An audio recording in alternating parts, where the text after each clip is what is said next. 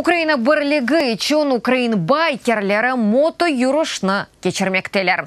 Бір автовелсі олар Ужгород шерінден елға чықты. Бүгінге қадар енді 30 шеріні айдап кечті. Кеченлерді оларны Миколаев шері қаршылады.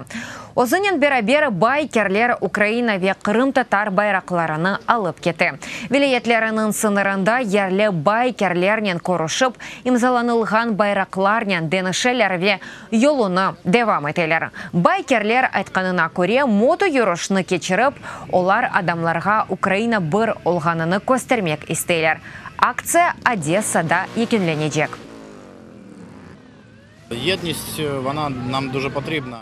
Бірлік бізге пек керек. Сонки вақытлары исе дадыз деді. Ве біз оз мисаліміздің Украин ве бөлінмес деген ғайенні білдірмек істейміз. Топрақларымыз тезже кері қайтыжақларына ишанамыз. Әршей яқшы олажақ. Үмітімізні кесмейік ве ғайымыз үшін күрешіні девам етеміз.